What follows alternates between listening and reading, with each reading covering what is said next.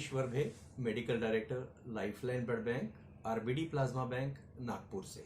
जी वर्दी सर, आप मुझे बताइए कि कोविड की उपचार पद्धति से प्लाज्मा थेरेपी को निकाल दिया गया है। कहीं ना कहीं प्लाज्मा थेरेपी से बहुत सारे पेशेंट ठीक हो रहे थे, बहुत सारी संख्या जो है ठीक होने की बढ़ रही थी, लेकिन अभी प्लाज्मा थेरेपी को ही उपचार पद्धति से निकाल दिया है। क्या कहेंगे इस बारे में? उपचार पद्धति से निकाल दिया है ऐसा नहीं बोल सकेंगे। बेसिकली जो आईसीएमआर एक रिसर्च ऑर्गेनाइजेशन है, उनके ये रिकमेंडेशंस है। अभी तक ऐसा बैन वगैरह आया नहीं है। अभी भी इसके ऊपर ट्रीटमेंट प्लाज्मा थेरेपी अभी भी इंडिया में चालू है, ब्लड बैंक में अवेलेबल है। बेसिकली अगर मैं बताना चाहूँगा, ये कोविड नया डिसीज है, कोरोना वायरस भी नया वायरस है, और उसके ऊपर भी अभी तक कोई भी एफडीए अप्रूव्ड ऐसा ड्रग है ही नहीं है। मेन ट्रीटमेंट अगर कोविड की है तो वो ऑक्सीजन है, साथ साथ में स्टीरॉइड्स और हिपेरिन काम करता है। बट इसके अलावा जो भी ड्रग्स दिए जाते हैं जैसे कि रेमडेसिविर, आइवरमेक्टिन, फ्लेवी वगैरह, साथ में प्लाज्मा भी, ये सब कुछ एक्सपेरिमेंटल बेसिस पे, इमरजेंसी यूज ऑथराइजेशन बेसिस पे दिया जा रहा है। और अलग अलग स्टडीज में इसके अलग अलग कॉन्फ्लिक्टिंग रिजल्ट्स, किसी में पॉजिटिव किसी में निगेटिव रिजल्ट्स देखने में आ रहे हैं। मैं तो ये कहूंगा कि बहुत सारी जो मेन, अगर इंडिया की अगर प्लेसिड स्टडी है, जो निगेटिव रिजल्ट बताता है आईसीएमआर की जो बेसिकली स्टडी है, उसमें काफी वो प्रैग्मेटिक स्टडी डिजाइन है। उस वक्त की जो रियलिटीज थी, उस वक्त जो एविडेंस बेस था, उस बेसिस पे वो थी। लेकिन अगर रेट्रोस्पेक्टिव अगर अपन देखते हैं आज की तारीख में, तो उसमें काफी सारे खामियां आज की तारीख में नजर आती है। एक मेन कारण ये है कि उसमें पहले एंटीबॉडी बिना चेक किए ही प्लाज्मा दिया गया था, और बाद में जब चेक किया गया तो उसमें 36% बैग्स में 0 एंटीबॉडी थी। बाद में जो बचे हुए बैग्स को अगर एंटीबॉडी देखी तो उसमें एवरेज एंटीबॉडी लेवल जितना रिकमेंडेड है उससे भी कम लो एंटीबॉडी लेवल था। और 70% पेशेंट को जितनी बैग्स देना चाहिए, कम से कम 2 या 4 बैग देना चाहिए, उसमें सिर्फ 1 बैग दी गई थी, यानी कम डोज भी दिया गया था। और वो उस वक्त की जो गाइडलाइन थी, वो पेशेंट को कहीं ना कहीं प्लाज्मा लेट देने की गाइडलाइन थी। और इसके कारण जब पेशेंट को जब प्लाज्मा दिया गया, उस वक्त पेशेंट के शरीर में ऑलरेडी 83% पेशेंट में ऑलरेडी एंटीबॉडी डिटेक्ट की गई। इसका मतलब कि वो प्लाज्मा पेशेंट को लेट दिया गया। इसका मतलब wrong titre, wrong antibody, wrong dose और wrong timing of the disease, ये सभी गलत होने के कारण प्लासिड थेरेपी के जो रिजल्ट्स मिलना चाहिए था, वो एक्सपेक्टेडली वो मिले ही नहीं। लेकिन उस चीज को लेके प्लाज्मा काम नहीं करता, ये कहना उचित नहीं है, ऐसा मुझे लगता है। आज का जो एविडेंस बेस है, जो साइंटिफिक नॉलेज है, उस वक्त नहीं था। और आज के एविडेंस बेस के ऊपर अपन इसको देखते हैं तो plasma, high titre plasma adequate dose में अगर पेशेंट के अर्ली फेज में अगर देते हैं तो उसका सही बेनिफिट पेशेंट को मिलता है। और एक तो सिम्टम्स कम होते हैं, उसका सिवियरिटी कम होती है, उसका ऑक्सीजन रिक्वायरमेंट कम होता है, उसका हॉस्पिटल स्टे कम होता है, और मॉर्टेलिटी भी कम होता है। ये अलग अलग स्टडीज में, मल्टीपल स्टडी में अक्रॉस द वर्ल्ड दिखाया गया है। तो और इसके अलावा भी जो अभी लेटेस्ट यूएस एफडीए की तरफ से सीसीपी की जो फैक्ट शीट्स आई है 4 फरवरी का, उन्होंने रिस्क बेनिफिट एनालिसिस जो किया, तो उसमें ये देखा गया कि प्लाज्मा, हाई टाइटर प्लाज्मा अगर अर्ली फेज में अगर पेशेंट को देते हैं तो उसके बेनिफिट्स बहुत ज्यादा है कंपेयर टू रिस्क फैक्टर्स। तो ये उन्होंने रिकमेंड किया है। अलग अलग इंटरनेशनल बॉडीज जो रिप्यूटेड बॉडीज है, उन्होंने भी प्लाज्मा रिकमेंड किया है। और इंडिया में भी काफी सारे डॉक्टर्स आज की तारीख में भी यूज कर रहे हैं, हम प्लाज्मा प्रोवाइड भी कर रहे हैं।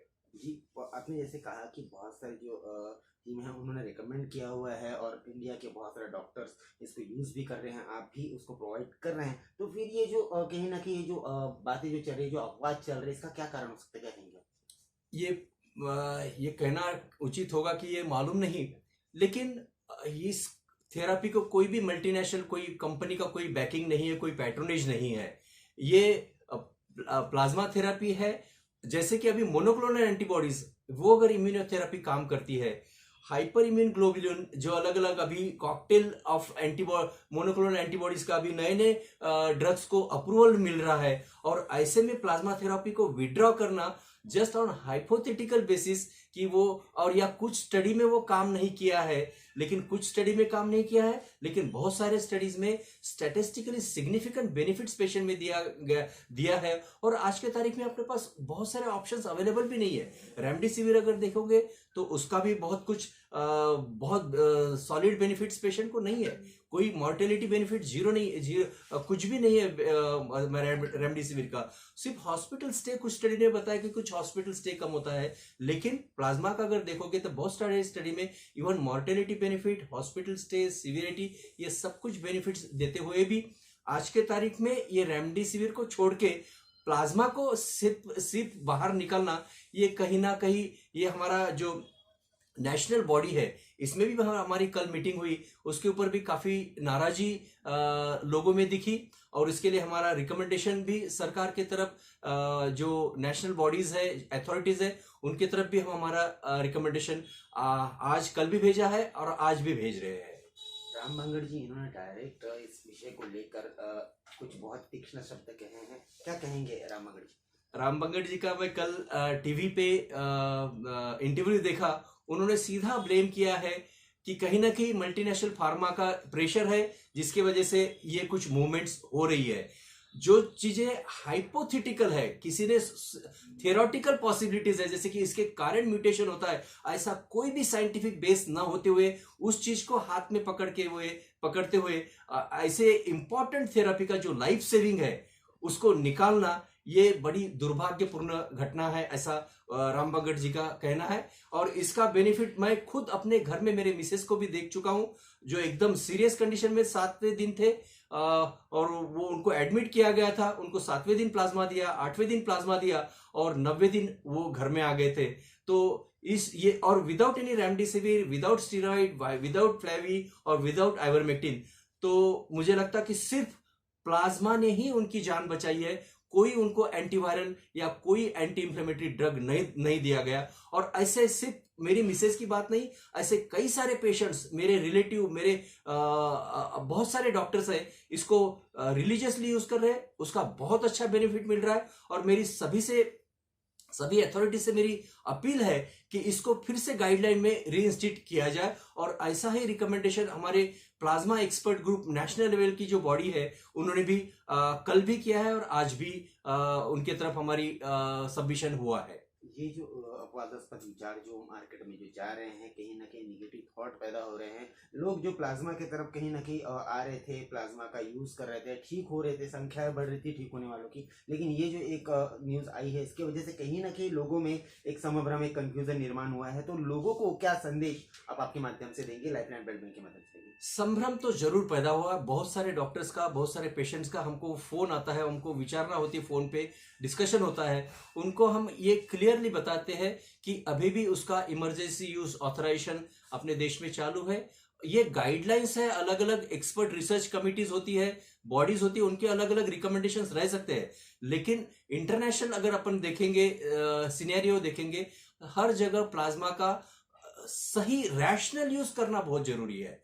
हाई टाइटर प्लाज्मा और अर्ली फेज ऑफ डिसीज, पहले 7 से 10 दिन में, पहले फर्स्ट डे ऑफ सिम्टम से, या तो हॉस्पिटल में एडमिट होने के बाद पहले 2 से 3 दिन में ये प्लाज्मा थेरेपी अगर देंगे तो पेशेंट को जरूर इसका फायदा होता है। ये मल्टीपल साइंटिफिक स्टडीज ने बताया गया है। और ये जो कुछ संभ्रम ये मीडिया में जो कुछ भी गाइडलाइन रिलीज हुई उसके कारण हुआ है, और ये कहीं ना कहीं ये प्लाज्मा थेरेपी का जो बेनिफिट पेशेंट को मिलना चाहिए था, उससे पेशेंट्स वंचित हो रहे, ऐसा मेरा कहना है। अगर इनिशियल फेज में देते हैं तो पेशेंट का वायरल लोड एकदम कम हो जाता है, पेशेंट का डिसीज प्रोग्रेशन कम होता है, पेशेंट कॉम्प्लिकेशन में जाने से बचता है, उनको स्टीरॉइड्स या तो टोसी जैसे हेवी ड्रग्स देने की जरूरत कम पड़ती है। और जैसे आजकल जो म्यूकोरमाइकोसिस नाम का dangerous complication, Covid associated mucormycosis का एक वाइल्ड फायर या तो एपिडेमिक जैसा अपन इंडिया में या तो पूरे इंडिया में जो देख रहे हैं इसको भी अगर सही मायने में अगर प्लाज्मा थेरेपी इनिशियल फेज में अगर अपन पेशेंट को देते हैं और पेशेंट की जान बचाते हैं तो ये कॉम्प्लिकेशन से और ये ड्रग के जो साइड इफेक्ट से पेशेंट को बचाया जा सकता है। प्लाज्मा की गुणवत्ता देखते हुए केंद्रीय मंत्री नितिन गडकरी जी ये खुद भी कैंप करा रहे हैं, साथ ही साथ उनके स्थानीय एमएलए जो हैं वो भी कैंप करा रहे हैं। कहीं ना कहीं एक तरफ प्लाज्मा का बहुत ज़्यादा कैंपेन चल रहा है, प्लाज्मा से बहुत सारे लोग ठीक हो रहे हैं, दूसरी तरफ इस तरह की बातें क्या कहेंगे आप? अब इस तरह की बातें उसके ऊपर मैं बहुत कुछ कमेंट नहीं करूंगा। इसके ऊपर अभी प्रोसेस चालू है, हमारे सबमिशंस अथॉरिटीज की तरफ गए हैं। हमारी पूरी उम्मीद है कि इसको फिर से गाइडलाइन में रीइंस्टेट किया जाएगा, लेकिन तब तक as a emergency use authorization on doctors description ये हाई टाइटर उसका रैशनल यूज प्रमोट करना चाहिए। अगर इसमें अगर कोई इरेशनल यूज अगर हो रहा है सही चीज का, अपने पास सही बहुत कम टूल्स है अपने पास हाथ में कि प्लाज्मा है या तो कोई मेडिसिन है, बहुत कम टूल्स है। अगर प्लाज्मा न दे तो क्या दे? रेमडेसिविर का भी बहुत सारे गलत या तो निगेटिव या उसके स्टडीज है, तो क्या फिर उसको क्यों नहीं निकाला गया है? सिर्फ प्लाज्मा को ही क्यों सिलेक्टिवली निकाला गया है?